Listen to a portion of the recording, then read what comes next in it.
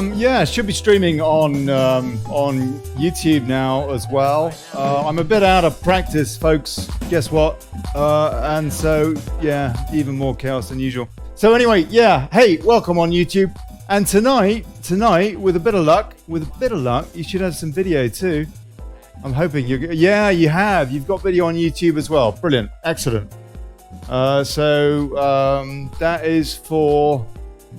That is for you, Charlton, because you were berating me for not looking after you guys over there and for basically being pretty useless, which is fair enough. Anyway, right, okay, good. Coming up in about 8 minutes' time.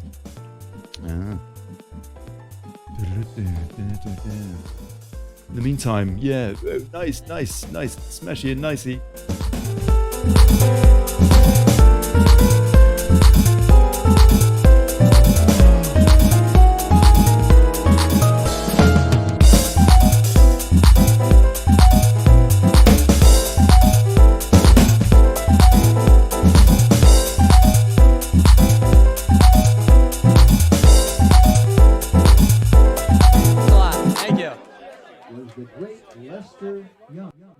Good on you, Lester Young. Yeah.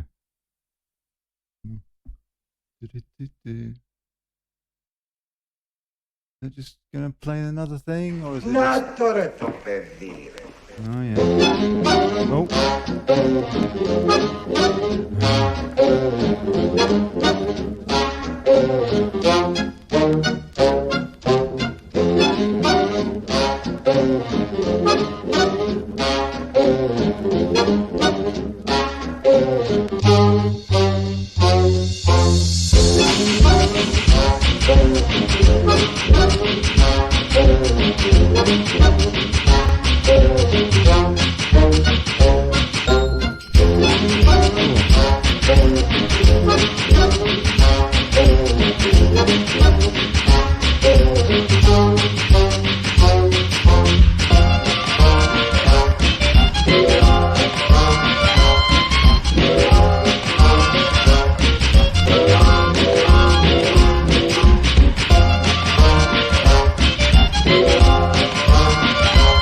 Copyright free Facebook. Yeah.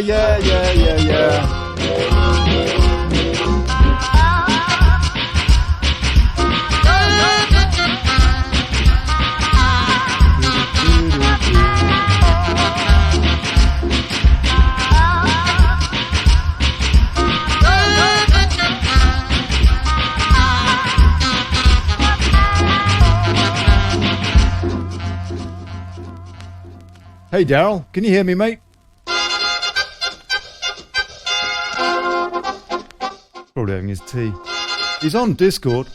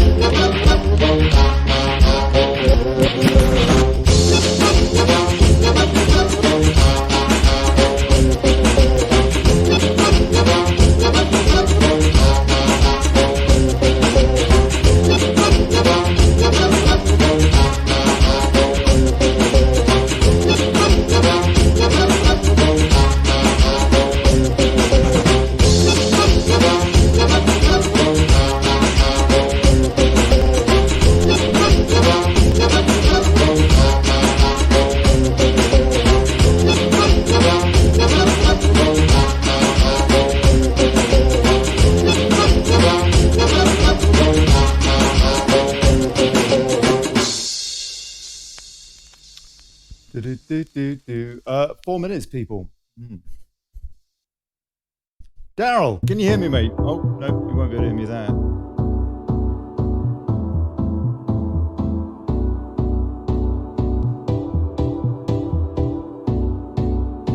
James.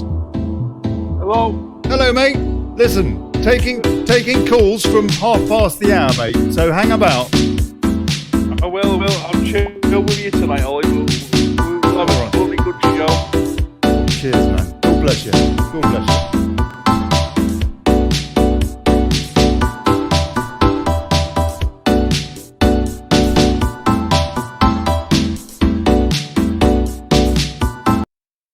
Hello? That's not me. Oh, I don't know. Probably is.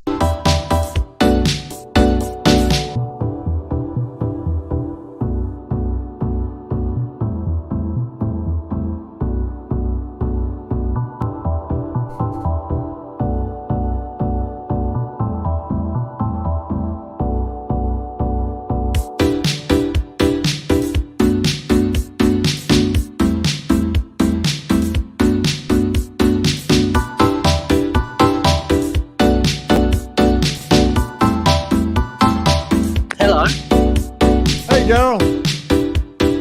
Oh, we're there. Hey, yeah, we're on air, mate. We're streaming. Couple of minutes. No worries. Well, I tried it on my PC and it didn't work for whatever reason. So here I am on my phone now. Oh, we're sorted, man. No worries. God bless you. Good to hear your voice. Yeah, that's it. Oh, good to hear yours as well. How are you faring, Ollie? Oh man, I'm all right. Yeah, I think we might actually have a relatively hassle-free show tonight. Fingers crossed, touch wood. Yeah. Okay. Oh, blimey. What was I saying?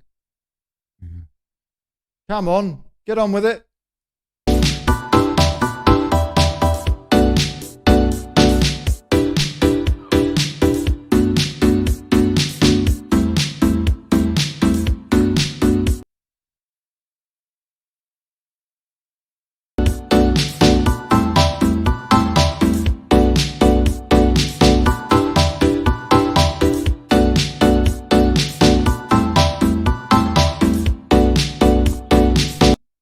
Oh, blimey. I tell you what, that is really, I don't know. Yeah, what's going on with that? Anyway, 30 seconds. Do-do-do-do.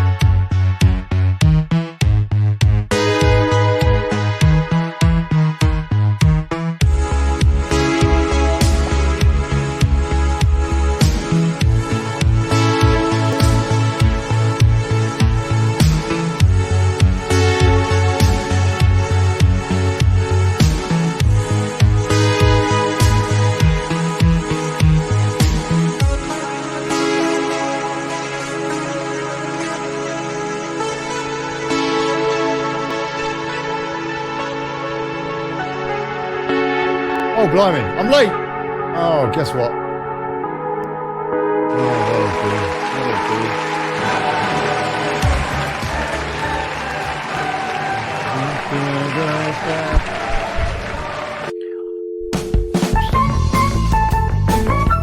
oh, blimey. I'll tell you what.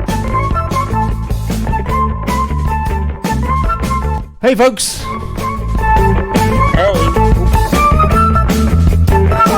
Good evening, good people.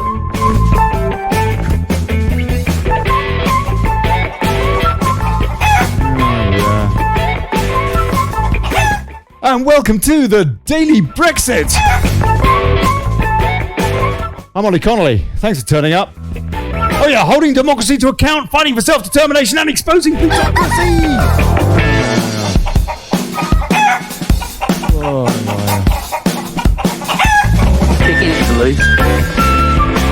And now, UKIP prospects. Is Farage correct, or is UKIP our best bet?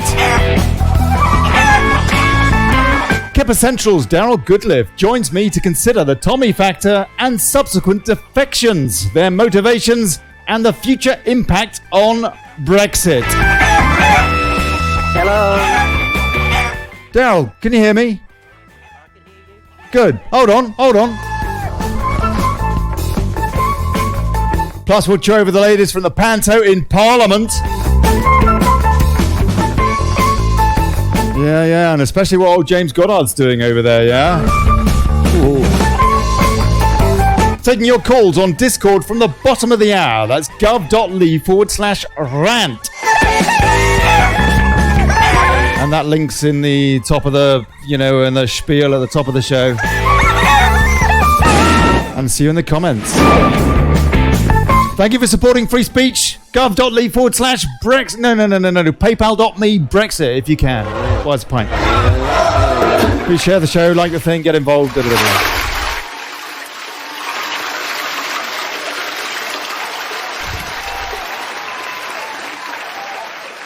I'm a bit rusty. But then was I ever not? Right, so Darrell, can you hear me, mate? Yes, I can hear you. Can you hear me? Yeah, I can. Loud and clear, thank you. And I can see everybody's comments as well. I'll tell you, I've got a very organized desktop here. This is where all my tabs crumble into nothing, and I can't see anything on the screen. But for now, I can see things. And hello, everybody. Thanks for tuning in. These are very, very interesting times, are they not, Darrell, with what's going on with the yellow vests? Yes, they are. Have you been following James Goddard and co outside Parliament today? Well, the only bit I've seen of it is what's made it into the mainstream media, which is everybody defending Anna Soubry for apparently being heckled during an interview, which I haven't seen yet. I'm not going to lie. I was out most of the day, but apparently she was heckled, didn't take too kindly to it, and now everybody's saying, poor Anna. That's right. I want to play a few clips at the top of the show. It seems to me that's the most newsworthy stuff.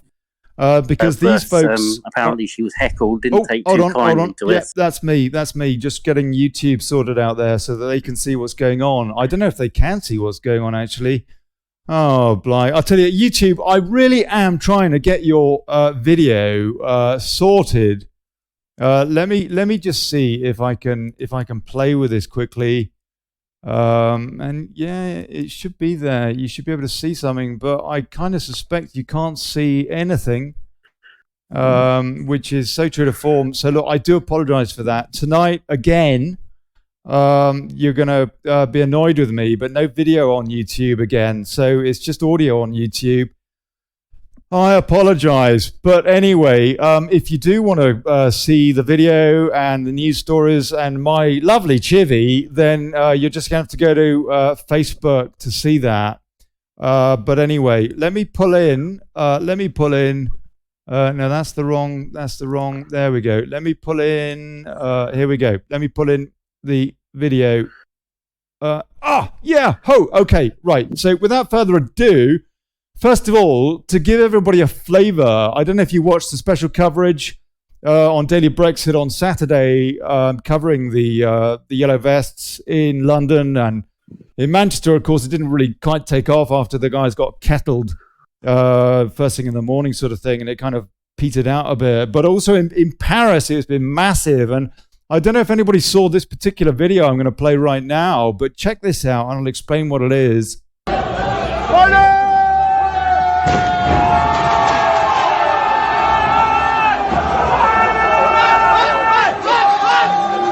What you're seeing there is the Yellow Vest protesters using a forklift truck to batter, as a battering ram, to break through the doors of France's Ministry of Finance and Economy. Just quite incredible.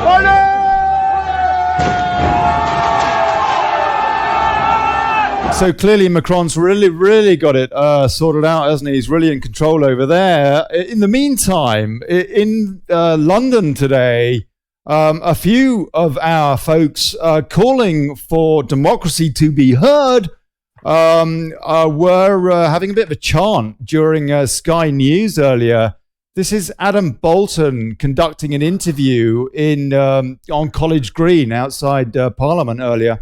Sort of Parliament and this attempt this week, we got these amendments down on the finance bill. Could they actually have much impact?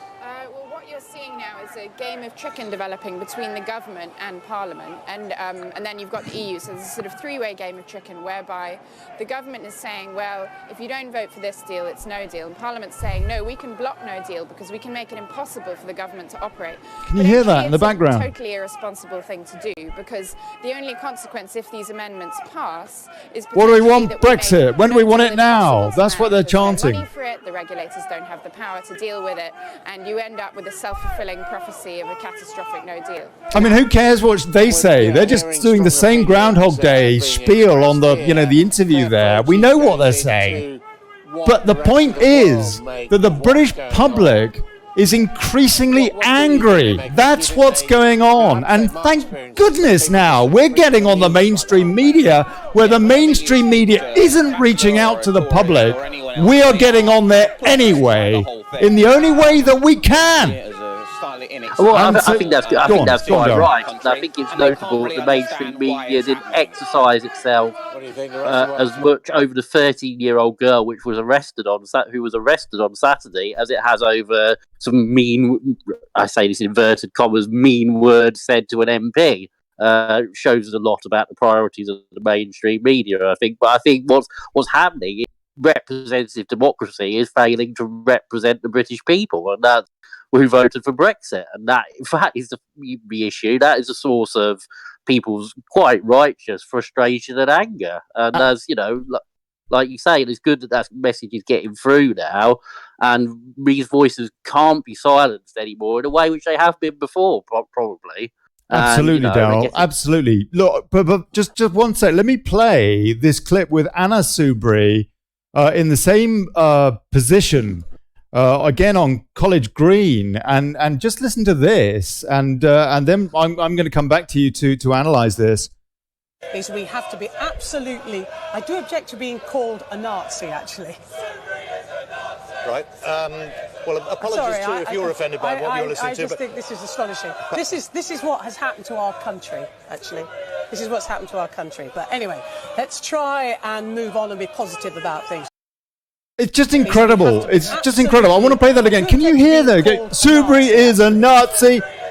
That's what they're chanting behind. Well, apologies too if you're offended by what you're listening to. I just think this is astonishing. This is astonishing. What is astonishing, Anna Soubry, is that your constituents voted for Brexit. They voted to leave. And yet you are not giving them representation in Parliament. That's what's astonishing. The fact that 408 constituencies out of 650 in total, 650 MPs in Parliament, 408 of their constituencies voted to leave. In general election terms, that is a landslide at 62.8%. And yet you are calling them Nazis you're calling them fascists on Twitter. Because I've been answering her tweets. She's been calling them, she's the fascist. I wouldn't say that she's a Nazi. I don't know. My definitions are that she's a fascist because she's a parliamentarian who is supposed to be representing her constituents, instead of which she's representing George Soros, a foreign oligarch who is funding this people's vote, whatever it is, a second chance at democracy. We had the people's vote. What do you expect people to do? Oh, Darrell, please take over. I absolutely. I mean, in one sense, I struggle to add to that because you actually get into the essence of the point, and that's what I was saying. You could argue about is it right to call her a Nazi, about labels, but the fundamental point, the person who's tried to subvert democracy, is Anna Soubry. And that's what she's being called to account for. And she is using the Nazi term to sort of like distract from the fundamental point, which is she is not doing her job. And she is, she is damaging democracy. She is fundamentally undermining our very system of democracy by failing to do her job and represent her constituents. And that's what she wants to divert attention from with, talking about this abstraction. That's what I think. It absolutely beggars belief, doesn't it? It really is. I mean, it's just absolutely crazy. Look, this is what they were saying in the Commons. a little bit after that, there was a point of order brought up off the back of what James and other folks, patriots, people that are trying to secure democracy, this is how they discussed it in the Commons. Now, this is 10 minutes long, yeah. I'll pause it. Yeah, Darrell, when you want to chip in, please do, and I'll pause it. But I do want to play this because this is the essence of where we are at the moment with this. What's the word? This situation that we have with Parliament going against the democratic will of the British people that they gave us with the European Union Referendum Act. They voted overwhelmingly to give us the choice, and now they want to take it away. Anyway, this was a point of order. Listen to this, people. Order. Yes, exceptionally, I will take the honourable gentleman's point of order now because it relates to Brexit protest. You're next. And therefore, there seems an apposite quality about hearing what the honourable gentleman has to say at this point. Point of order, Mr. Nicholas Bowl. Thank you very much, Mr. Speaker. If this place stands for anything, it is the freedom of expression. And you, sir, are the greatest defender of that freedom. But that freedom must also be accompanied by safety, personal safety, in particular for honourable and right honourable members. Now, we have heard reports... What about democracy? Sorry, go on, Darrell. So I was going to say safety of democracy, but go on. Safety. And this is the club, isn't it? This is the club, bonding around, protecting its own.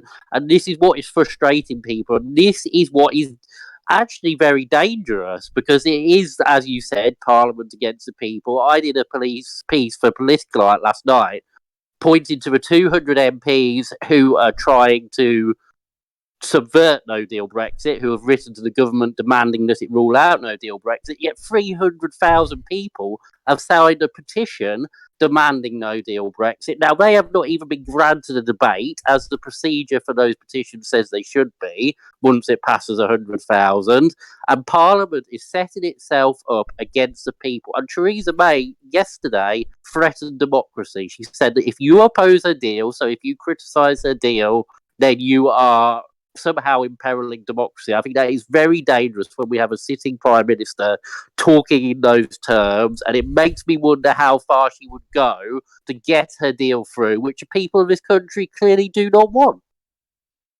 Let's carry on with a bit more of this. From the Honourable Member for Cardiff and Penarth of the threatening behaviour of certain protesters towards the Right Honourable... You're threatening our sovereignty!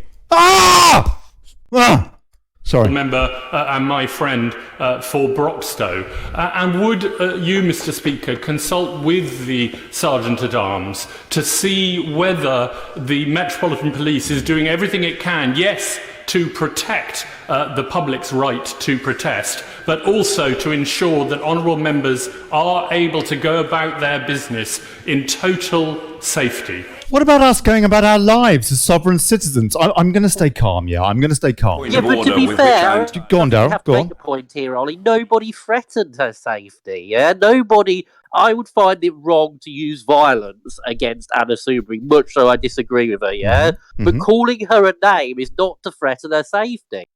Yeah, that's right. Sticks and stones and all that. We've become such a snowflake society that many people may disagree with that, but I do agree with you. Let's carry on with this.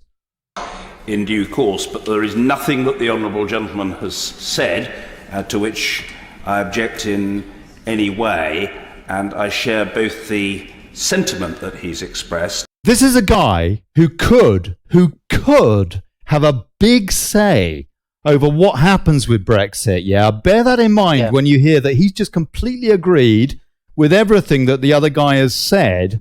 In other words, us plebs, we don't matter. And his strength of feeling. Go on, Darrell. Well, yes, that's true. And don't forget, he had that number plate which said bollocks to Brexit. He's clearly not an impartial person. That's right. And he's the speaker. On behalf of colleagues about this matter. Naturally, I'm grateful to the honourable gentleman for giving me advance notice of this point of order. I have indeed, I must tell the House, been made aware of recent incidents involving aggressive and threatening behaviour towards members and others by assorted protesters who have donned the yellow vests He sounds like something out of a Peter Cook sketch now. used in France. And when I referred a moment ago to recent incidents, I am more specifically referring to reports I've had of incidents that have taken place today. In all likelihood, when many of us, myself included, have been in this chamber. The House authorities are not technically responsible for the safety of members off the estate. That is and remains a matter for the Metropolitan Police. But naturally, I take this issue very seriously, and so Just my point of order there, yeah. Cressida Dick recently went on Radio 4 on the Today programme, or PM, one of the two, and she was saying how Brexit was dangerous for XYZ, that it was dangerous for our security. This is the Metropolitan Police that he's saying. Anyway, just carry on with this. I think there's a very important quick point there. This is the part of a psychological warfare which people in Parliament and outside Parliament in the establishment have been waging on their own population. It's a campaign of terror, to make them scared. Project Fear. Fill them with fear. You're right. I am sure do the police, who have been made very well aware of our concerns, reflecting and reinforcing what the honourable gentleman said about peaceful protest. Let me say this. It is peaceful. Peaceful protest is a vital democratic freedom. But so is the right of elected members to go about their business without being threatened or abused. It would be nice, as an aside, it would also be nice if our peaceful protest was properly televised, that it was on the news. You'd think it's more important than, I don't know, the bloody Golden Globes or something. Access to and from the media stands in Abingdon Green. I am concerned at this stage, I say no more than that I am concerned at this stage about what seems to be a pattern of protests targeted in particular, I don't say exclusively, but in particular at women.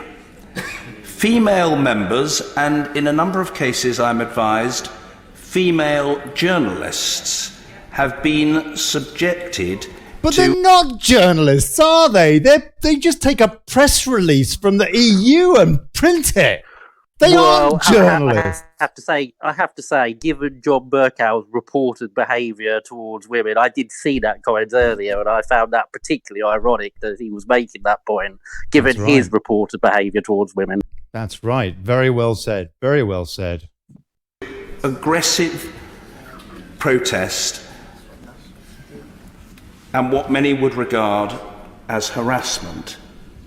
I can assure the House that I am keeping a close eye on events, and I will speak to those who advise me about these matters. And I would like to thank the honourable gentleman for doing, I think... He sounds like something out of Pink Floyd's The Wall. ...he's done, and I don't want to dwell on it for long, because we do have other important business to which we must... We're going to smack their bottoms. ...relevant experiences particularly want to come in at this point, then of course they can. Blunt instruments. Point of order, Pat McFadden. Okay, Thank now you, Mr. Speaker, it carries and I'm on. very Let's hear a grateful bit to more you of this. For the statement that you've just given. I was down at the Green earlier this afternoon and witnessed what had happened, and there was a completely unacceptable level of abuse being directed at the Honourable Member for Broxtowe and at the Sky journalist Kay Burley. I completely agree with the Honourable Member for Grantham. Peaceful protest near the vicinity of this Parliament is a hugely important and valuable part of our democratic traditions. But intimidation and abuse are not peaceful protest. And I would just agree with the point that's been made and ask you to use your good offices, sir, to do everything that you can to ensure that journalists and broadcasters can do their job and that members of this House are free to speak their minds. I happily give the honourable gentleman, right honourable gentleman. I don't know. I mean, it's just, Darrell made it. It's just a joke, isn't it? I mean, what do they expect? What do they expect? I mean, I think you're right. I think the broader, they want to distract attention from the broader agenda and the broader point, which the broader point is that their behaviour and Parliament's actions are, and I say it again, putting our democracy in danger. Because if obviously our democracy functions on the basic premise that our elected representatives actually represent us. Now, if bond of trust is so fundamentally broken by Parliament scuppering Brexit, then obviously the system will cease to function to some degree, because that rupture between the representatives of the people and the people will become very, very volatile in many ways. I'm not sure whether volatile is the right word, but I mean, it'll become very real in most people's minds. Yeah. And a disconnect with politics, which actually has been happening for a long time now, will become violent. Will be violent potentially, because the frustration that people feel is being caused by them failing to do their job and Parliament to fulfil its most basic function, which is to represent the people. Our forefathers died. They laid their lives on the line, and many of them died, a generation of men in World War I, for us to have our freedoms, for us to have democracy. And this government, this Parliament, is wanting to just throw that all away and give it all to foreigners. To give it to unelected technocrats, to be polite, fascists, to be accurate in Brussels. To people that are controlled by the likes of the George Soroses. Puppets. Well, and this is quite, you're right, and it's to keep it in the hands of these people when the people have made their wishes very expressly clear. Yeah, now the Brexit referendum was the biggest democratic vote in history, as I remember it correctly. Yeah, so the people have expressed their will quite clearly and told Parliament what its job is, not to pretend to leave, but to actually leave. And if it fails to do this, then it is the Commons and it is Parliament that is setting itself up against democracy. I'm going to play a wee bit more of this because I want to draw people's attention particularly to the fact that they're using this card about women, and it's brought up again, and I think it's important that we're fully aware of this tactic that they're using. That undertaking. Point of order, Mary Cray. Thank you, Mr. Speaker. Further to that point of order, this is not the first such incident. There was an incident that took place before Christmas and where a number of us wrote to the Chairman of Ways and Means, and as a result of that, there are now police officers stationed outside the Abingdon Green area, but they're not necessarily on the way in and out, which is where I think some of this latest incidents took place. People do have the right to protest freely, but they also have the responsibility to conduct themselves in an appropriate way. And what we have seen once more again, most regrettably directed at the Right Honourable Lady, the member for Broxtowe, has been That's Anna Soubry. Really vile, misogynist thuggery, abuse and harassment. I don't know what was misogynist about it. I didn't hear them referring to her as a woman in any way, shape or form. But anyway, carry on. And we in this place remember that our friend Jo Cox was murdered by a far-right neo-Nazi in 2016. We remember... Hark at that card! Hark at that card! They're bringing Jo Cox into... Some nutter goes and kills an MP, and that's that's down to Brexit. That's down to all the Brexiteers. It's probably got something more to do with the fact that it was a frustrated nutter who'd had enough of not being represented. It's not right at all what happened to Jo Cox.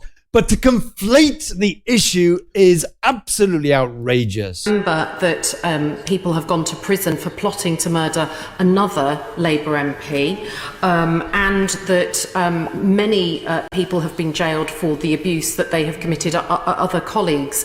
And so this is something which, as you say, seems specifically directed at women, has a strong streak of misogyny, and is now being Facebook lived. Streamed in order to raise revenue for these far-right people to fund their trolling activities online and in the real world. So can I... Far right. Maybe they just want democracy. Ask also, Mr. Speaker, that you write to Twitter and Facebook, and that these individuals' sites, wherever they pop up and under whose name ever they appear, are shut down, so that these individuals are not profiting from filming their abuse of MPs who are rightly speaking out on the important national issues of the day. And all solidarity to the Right Honourable Lady for Bromstone. Oh, yeah, big nod to Anna Soubry at the end there. Right, okay, Darrell, go on. What were you going to say? And then I'll take some comments. Again, we see this dangerous sort of labelling of certain opinions which are just not acceptable. They're far right. And again, I say that in inverted commas, obviously. And that is a very dangerous place for us to be. As a democracy, yes, it's a very dangerous place for us to be, because once the state starts defining what opinions are acceptable and what ones are not, and labelling the one which seems to be what's being called for, then we're in a very dangerous place. We're in a very dangerous place, Darrell. You're George Orwell territory. You're George Orwell territory, absolutely, sir. You're cutting in and out a little bit, but let me take a few comments and then we'll come back to you. And all good and calm here. My word, I tell you what, people are, I can tell how passionate people are by the fact that I can't see that the comments are going off the screen. Mick Felton, where on the ballot paper did we can leave, but the government of day will go to the EU and get the best deal? I did not vote leave to get a deal. I voted to leave the EU, not for a better deal from the EU. If this government does not deliver on this, then I can see people of this country starting an uprising like you have never seen before. Yvonne Taylor, never ever give up. Lisa Fudgery Fuge, the mafia, cough. I mean dictatorship, cough. I mean EU need to realise we are leaving. Debbie Shaw, bless you, Debbie. The corruption in the slush fund called Your Taxes are all been set up since Ted Heath's time. The old boy network has got most of the political groups by the ghoulies, enabled by the EU laws and rules that have been successful over our once, that have been implemented over our once successful system. Thank you, Debbie. I'm sorry I didn't do your comment justice there. Kerry J. Swan, I'm not going to repeat what she says, but I think we all agree. Daz Butterfield, cheap, lousy faggots. I can use that. David Laddie, hope they give them even more of a hard time over this. Are we allowed to think? Asks Helen Lasky-Smith. John Russell's laughing at the fact that they're using the misogyny card here. Just incredulous about the fact that they're bringing Cox into this.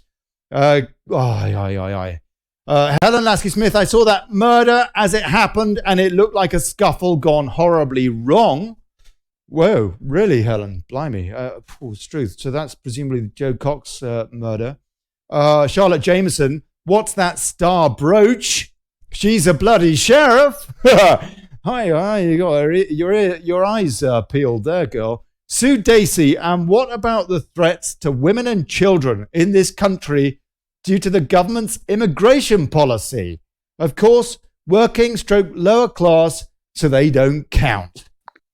Paul Shelton, all politicians are answerable to the public, be they male or female, especially those who seek to betray, ignore, and overturn a democratically won referendum. And I will repeat, those people in that chamber voted overwhelmingly to give us the choice. Yes, absolutely, they did. And now, obviously, they're trying to take back that vote that they made because we made the choice that they didn't want. And that's we made the right choice. We made the democratic choice, but it wasn't the result that they wanted. And most of the people in that chamber are. That's a fact of public record, yeah, including the Prime Minister. It has to be said, and leader of the opposition, who we're not quite sure about, probably is a Brexiteer, but is a prisoner of his own parliamentary and wider party. Yeah.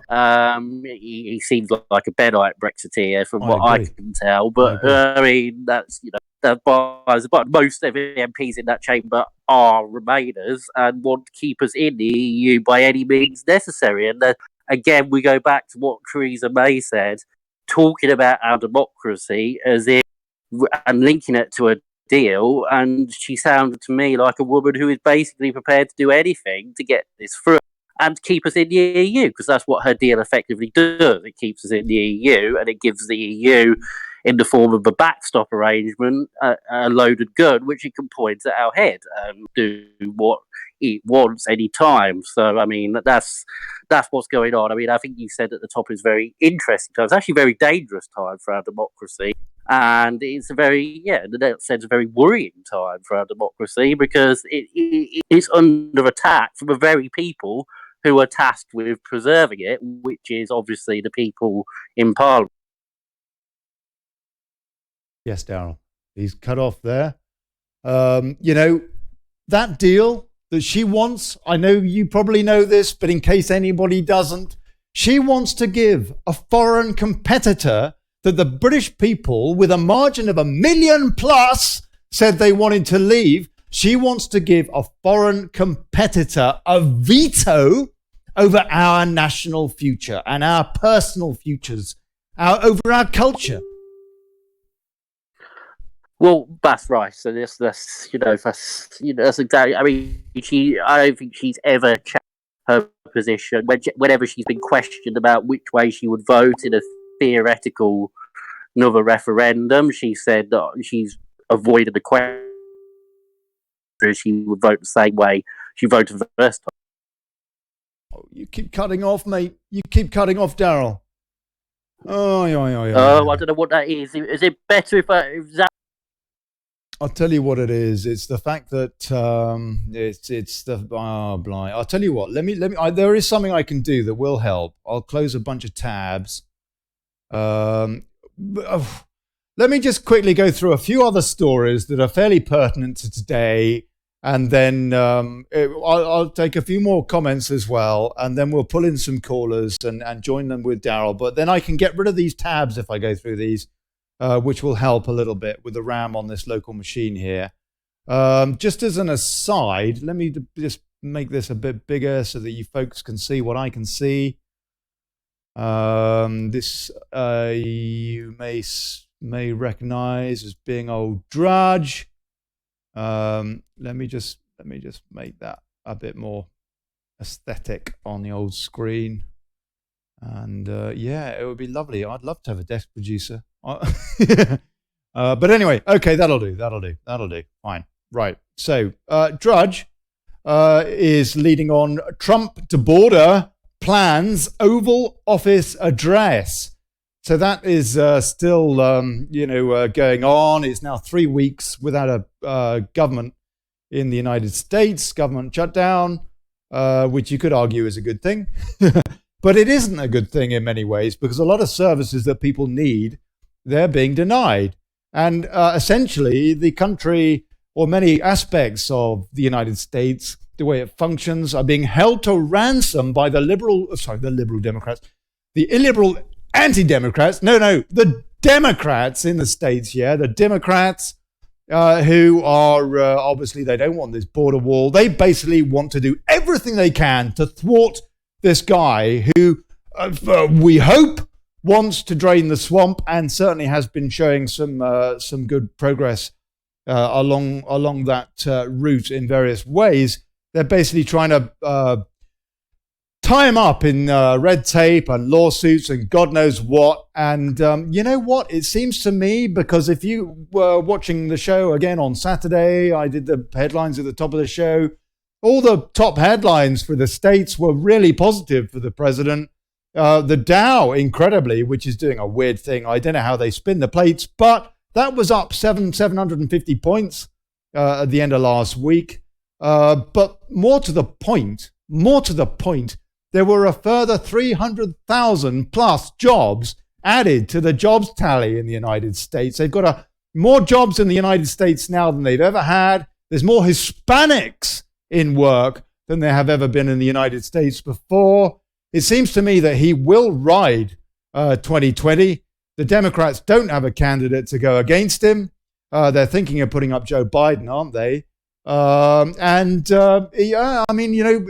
think he's going to win this.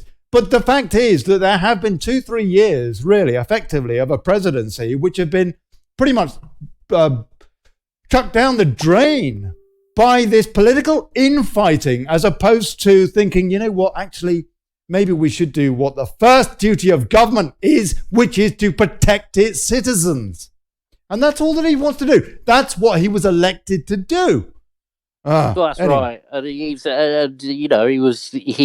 unsurprisingly, voters like it when politicians do what they say they're going to do, and I think Trump has delivered on his pledges, and Democrats are trying to stop him delivering what he promised to do, and that's as you rightly said, and we've been discussing really, as a continuous theme, that's his job.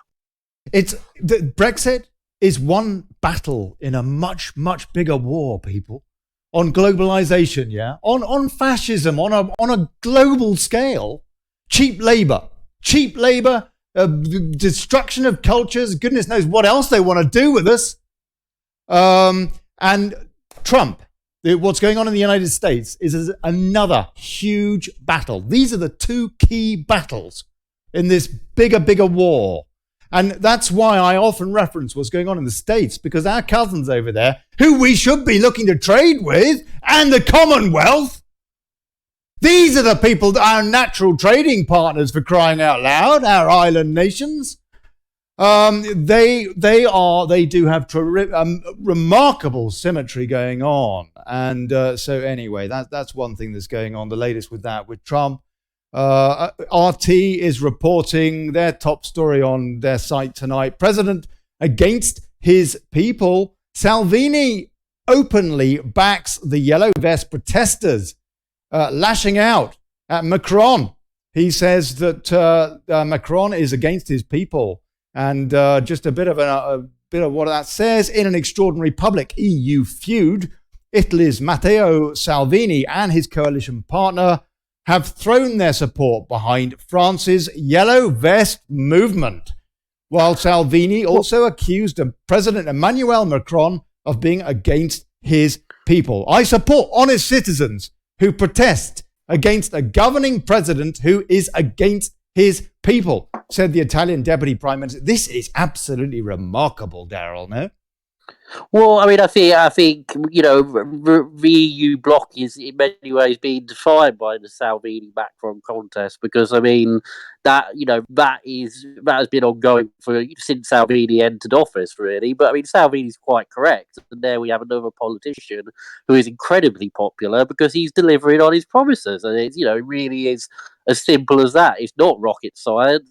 It's complicated. He was elected on a platform which he's delivering on, and he's incredibly popular. And Macron is incredibly unpopular.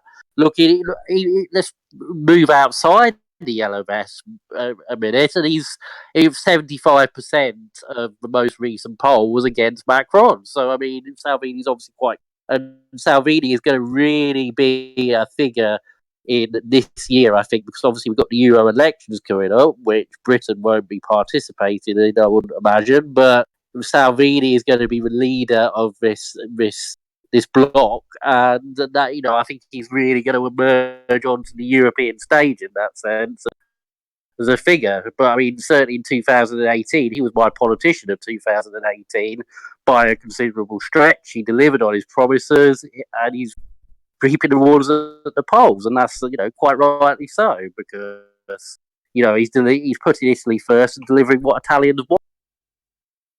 Quite incredible. I want to ask you at this juncture, what could happen in May with the EU elections, with the MEP elections?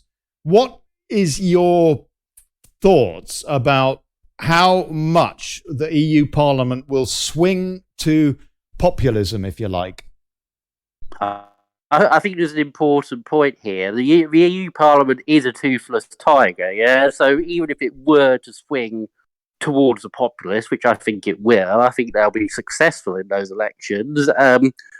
Obviously, there's a degree of a question about how much it actually changes anything, because the EU Parliament really has no actual meaningful power. Now, the question is, once they get into that Parliament, will they push for the European Parliament to acquire more power in that sense and start taking power away from the unelected aspects of the EU, like the Commission and the Bureau, and hopefully cut Jean-Claude Juncker's drinks bill, so progress in the right direction. That guy just gave himself a pay rise. I think they will do well, but the question is what they then do with that, and that's because UKIP were very successful in the European Parliament. They used it as a platform to spearhead Brexit. Now, what is Salvini going to do once he has won this contest, which I think he will? Because although Eurosceptics in Italy are in favour of leaving the euro in general, there's no real suggestion that they would leave the EU. They just want to leave the euro. So, will he push, for example, like I said, for the European Parliament to have more democratic? Seems to be the most logical outcome. But that will then cause a struggle with the Commission, and then you will have a constitutional crisis within the EU potentially. A Parliament that wants to. Darrell, you're obviously wants to Go on. If it can stop. Okay. I'm actually in the middle of waiting for my bandwidth to be increased, which will help a bit with these technical issues tonight. Anyway, Telegraph is leading on Article 50 could be extended if May's deal is voted down, admits Minister. Is that legally possible, Darrell? They would have to have another vote, wouldn't they? Because they set the date in, so it would have to be a vote in Parliament. There would have to be a vote in Parliament, and it would have to be agreed by the EU. Would it have to be agreed by the nation states, or just by the guys that clearly want us to stay and keep the cash cow running? My recollection is that it would not have to be agreed by all the nation states, but it may well be. I'm a bit hazy on that one, to be honest. But let's be honest, they're going to, because once. That's where we're going, isn't it? That's where we're going. They're going to extend. I mean, we've been saying that on this show since the first show. They will be looking to extend Article 50. That's their way to try and keep kicking this can down the road until they can be sure of a referendum that will go their way, with the Labour Party probably kicking out Corbyn and putting in a Blairite, someone like Keir Starmer or Hilary Benn, whose father must be turning in his grave, putting one of them in and then saying, let's have votes for 16-year-olds. And then game over. Ignorance wins, frankly. Labour would put in it. I don't think Labour would put in a Blairite. Labour Party demographic, a substantial. It would have to do now to win is accept Corbyn's economic and social programme, yeah? But were somebody to come, I accept, I'm going to campaign for... Right. Darrell.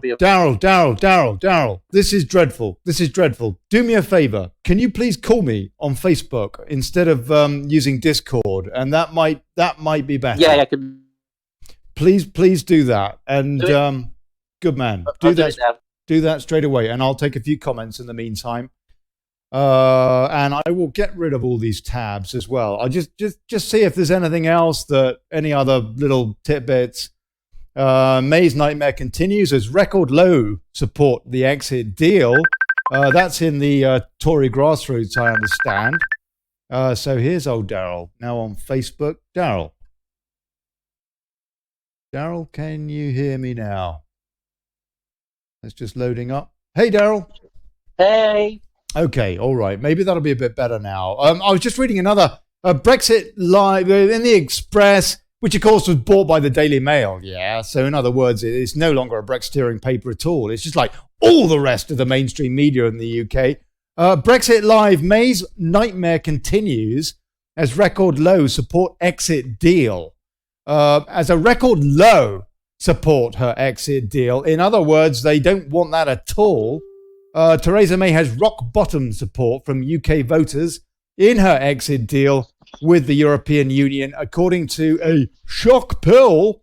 And see if we can put a bit of flesh on the bones here. An ORB poll has revealed Theresa May has a record low support of only 18% of British voters thinking that she has got the right Brexit deal.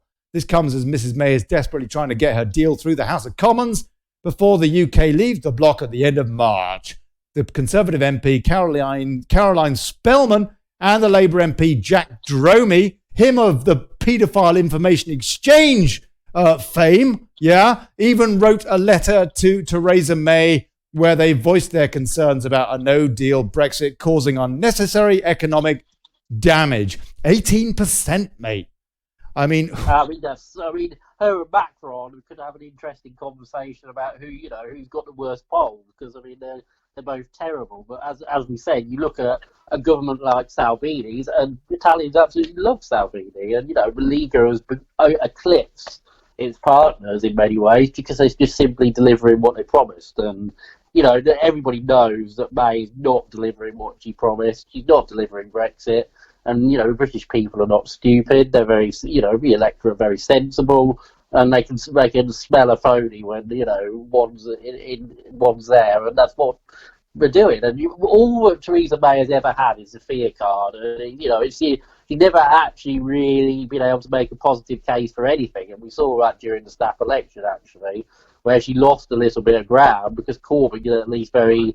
it's deluded, but he appeals to people's sort of hopes and aspirations, whereas she just tries to scare them and bully them into submission, which it isn't working, it isn't washing, because people are much more savvy than that. We've got Mickey who's popped in on Discord. Mickey, can you hear us? If anybody does want to call in, gov.ly/rant, taking a few calls over the course of the next 10 minutes. Just take a few comments here, and then I'm going to ask Darrell. Actually, the reason that I got him on the show today was to talk about UKIP, but obviously events are so fast moving here and there. And what with this being the first show back, I guess a bit of a recap as well. But one or two comments coming in. Lisa Fudgy Fuge. UKIP are too afraid to put a candidate in the Valleys in Wales. Last time, they had the bloke's offices attacked by the unwashed, so he left. Would you have a comment on that, Darrell? No, sorry. I was just if you want some news on UKIP, I was just reading some news. Members will have just received an email from Gerard Batten clarifying the report in The Guardian, which says that his term has been extended until Friday the 3rd of May, which is not quite what The Guardian actually said. But there you go. There's breaking news for you. Right. Yes. Okay. So hold on a sec. Can you give us that again? Explain that again. So he of course is acting leader effectively. In fact, I've got this too. I can read this very briefly. Dear fellow UKIP members, because I joined UKIP, and we can talk about that another time. Leadership Contest 2019. In February 2018, I was appointed interim leader by the National Executive Committee for a period of 90 days, at the end of which period a leadership election was to take place. It is obvious from the party's difficulties could not be resolved in 3 months. Furthermore, the party was in no position to afford another leadership election or delay the important reforms that needed to be made. Therefore, I offered to be the leader for a term of 12 months if I were elected unopposed. No one else sought the nomination, and I was duly elected unopposed on the 14th of April 2018. My 12-month term of office ends at 5 p.m. on 14th of April 2019. At their meeting on Sunday, the 6th of January, the NEC decided to extend my term of leadership for 18 days until Friday, the 3rd of May.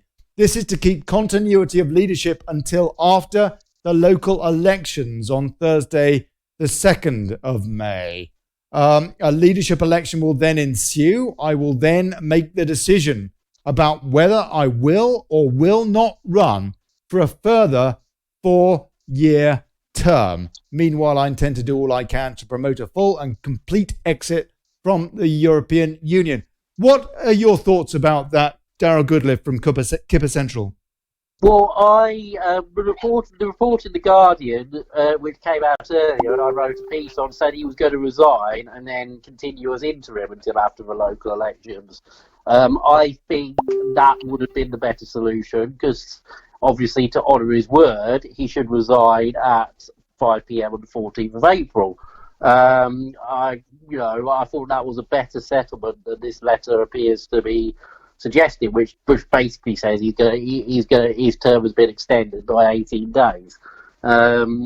Which, obviously, he should have never said that he would go in April on the 1st, because obviously, everybody knows that elections are held in May, and basically, yes, that's. It does sound practical, though, doesn't it? An 18 days. It's not like a Brexit extension of 2 years or something. It does sound practical, does it not, to extend beyond just a day beyond the local elections? I would have preferred it if he'd remained as caretaker. I would have preferred that outcome, because he would have then been honouring his word, technically speaking, because he would have left as leader, but he would have then obviously still carried on. The practical implications, I suppose you could argue, are exactly the same from my position to the position in that email, but call me a stickler, but I would have preferred that he remained as caretaker for those 18 days, because that would have been proper, given what he said in that email. What? Okay. So what do you think? See what I mean, though? I understand to a large degree it's semantic, because, you could argue, extending the term to 18 days is no different from him remaining as caretaker for 18 days. But, I think he should have remained as caretaker for those 18 days. Not if that makes sense. Well, to be honest with you, I don't quite understand the difference. Well, I suppose, as I said, the difference is, I suppose, largely semantic in one regard. But the point is, a commitment was made. That commitment should be honoured. Yes. Yes. And he should remain. He could still remain as caretaker leader, which is perfectly normal political practice. Now, if we were to strike lucky and Theresa May were to resign tomorrow, and please God let that happen, I don't think it is going to. But she would remain on for several weeks while the Conservatives elect a new leader, and that's obviously completely proper, and it's the way it's done politically. He would, but that's I suppose people will struggle to see the difference. Maybe I'm being a bit of a stick in the mud, but I would prefer it if he remained as caretaker and honoured the commitment he made. All right. Okay. I want to move on. We've got 5 minutes and some very big questions to ask. John Russell is asking, is UKIP the way forward, or will we take votes from the Tories, letting Labour in? Well, I think we've been down this route before, haven't we? We said in 2017, UKIP stood aside, in many constituencies to precisely avoid that outcome. But look what it's given us. It's given us Theresa May. And the difference for Brexit is between a bullet in the head and it slowly poisons death, yeah? Because the Tories are going to kill Brexit just as much as Labour will kill Brexit, yeah? So, I mean, I think we need to be quite clear on that, there was no practical difference in the outcome between a Conservative government and a Labour government with regards to Brexit, because both are going to kill Brexit. Theresa May is obviously determined to kill Brexit. We've been down this road before. Yes, I do think UKIP is the way forward, and I don't think we should go down the road we went down before of saying, sowing illusions effectively in the Conservative Party by saying they're going to deliver Brexit, when after the years that we've had, most Brexiteers know that that's not the case, obviously, that Theresa May has no intention of delivering Brexit. We were subjected to this pantomime with the lorries, for example, of, supposed no-deal preparations, where we all know that she is not going to leave the EU without a deal. Well, she might not have any choice, hopefully. But I mean, again, that really depends on whether enough of us can get outside Parliament and be singing and chanting for Brexit so that people at home realise that actually, you know what? It's truth. There are people that are concerned about this, despite what they're not saying on the news. And maybe we should be pricking up our ears a bit about that rather than just blindly being led into this sleepwalking, into an extension and this ridiculous EU veto or something else, or an extension on Article 50 or whatever. Anyway, look, a few more points and then we'll come on to another big question. Michelle Reid, lending your UKIP vote to Conservative got us Labour in disguise anyway. Paul Routledge, tell that train driver to turn that buzzer bell noise off. Ian Bright, it's my worry too, but we have to draw the line somewhere or nothing will change. So I will be voting for UKIP. Now, I have to say, I am minded to what Ian says. The last election, I was very, very tempted to vote UKIP, but I decided against it in the end for two reasons. First of all, because in my constituency, there didn't seem to be any hope in hell that UKIP would win. And also, which is Haringey, by the way, or it tends to go to the Lib Dems, but I think last time it went to Labour. And the other reason I voted for the Tories was because Theresa May did say that she would honour the result of the referendum. So did Jeremy Corbyn, but I trust the Labour Party less, plus they're not any good at mathematics. And so I decided I would go and vote with the Tories. But this time, I don't care what they say in their manifesto. There's no way, not a cat and hell's chance are they going to get my vote. Any of that Lib Lab con crap, because they are just proven liars. They have shown it with the kind of things that they're talking about in the Commons today, as opposed to saying, we need to stand with democracy. Instead of saying that, with what they are actually saying, how could we possibly vote for any of them again? Well, I mean, I think that's what I've just been saying, Ollie. People are there reinforcing what I've said. People have had bitter experiences over the last 2 years since the snap election in 2017, and people have seen with their own eyes that you simply can't trust the Tories to deliver Brexit, and you can't trust the Tory Brexiteers to get their own ducks in a row and sort out a coup to get rid of this Prime Minister. So, I mean, that's the only really consistent, firm force in Parliament which has stood consistently, on his position on Brexit, is the DUP, I have to say. Tory Brexiteers rhetorically bro hither and thither. You have Rees-Mogg saying, after the leadership contest, as he did, he said, she should resign now. And a week later, he's saying that Mrs May has my confidence, yeah? So, I mean, I don't think we can invest our trust in those people when they're so flighty, shall we say it, rhetorically. And we don't know how many of them are going to rebel. I mean, obviously, prominent Conservative Brexiteers have said nothing has changed, but there was also, a lot of people who haven't really come out of the woodwork. And the mood music that Rees-Mogg and Duncan Smith are giving out is that nothing has changed amongst their colleagues, but we don't know that yet, and we won't know that until next Tuesday. And I worry that the rebellion might be significantly smaller than people expect it to be, and that's, I think you will see then, what the mettle of the Tory Brexiteers, when it's not about rhetoric, when it's about actually doing something and voting against this deal. Now, I'm sure a hardcore of them will, but the question is how big is that hardcore? when it came to it, they struggled to get the 40 letters. The magic number of letters. It wasn't 40 letters, but you know what I mean. Mm-hmm. And I think, we don't know how certain people voted in that ballot. For example, David Davis was very coy, and it sounds to me like what David Davis said, that he voted to keep Theresa May. I could be wrong. Obviously, it's a secret ballot. I don't know that.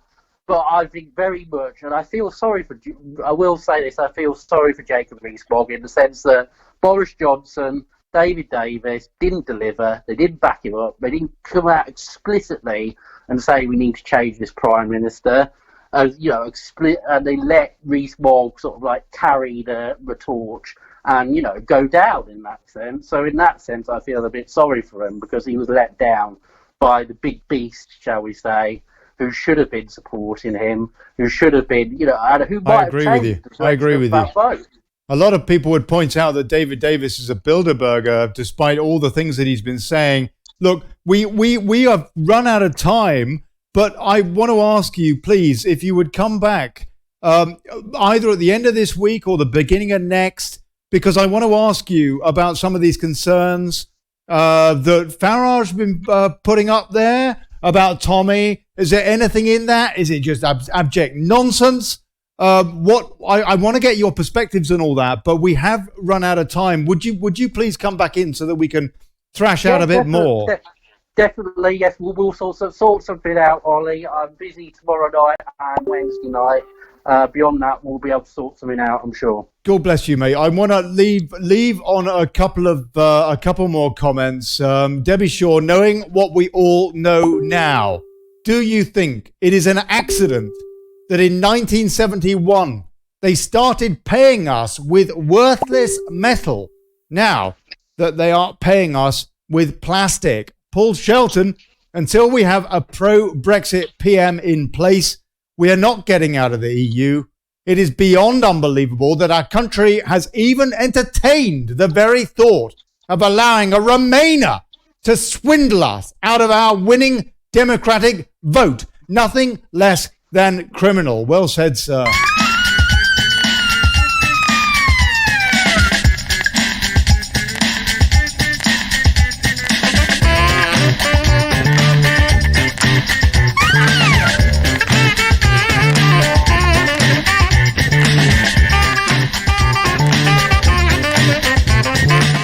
I want to say a big thank you to my special guest tonight, Darrell Goodliffe from Kipper Central. God bless you, Darrell. It's lovely to talk to you again, man. Thank you. And Mickey, who didn't say anything so eloquently here on Discord. And all of your comments, hundreds of comments. And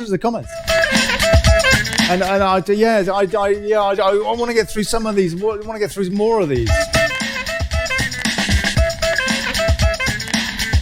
But look, the show is nightly now. It's weeknights. It's Monday to Friday at 7 o'clock. And I do have a new website to host the thing as well for when I do get kicked off Facebook. I just need to connect to another couple of things and all that. Blimey. And I'm sorry to YouTube. I'm sorry to YouTube tonight. I'm going to get there. I was called a twat earlier for not sorting it out. And I'm trying to sort it out, yeah. Probably right. And I tell you what, I got to say, James Goddard, thank you, mate. Yeah, I mean, you're a bit passionate, yeah. Your language is a bit colourful, but she deserves it. I mean, we don't get representation. What are they? Well, I mean, he's saying it with a smile. If you saw him with that Owen bloke, the bloke who's always lying on The Guardian, he says it all with a smile, does James. He's a bit of a humbug, if anything, but thank goodness somebody's doing something. Keep shouting over Sky News, please, James. It's brilliant. And I tell you, I had me in stitches earlier. We've all got to get out there. We've got to be out. We've got to be there. And if you are there, call in. or let me know and I'll do a special show and we'll do a show from outside Parliament. But for crying out loud, let's just do what we this is it. What is it, 82 days, 81 days? This is it, folks. And if we don't leave now, we're not going to leave. We've got to leave now. The momentum is now. If we don't grasp onto this now, it will not happen. It seems to me. Anyway, God bless you. God bless you all.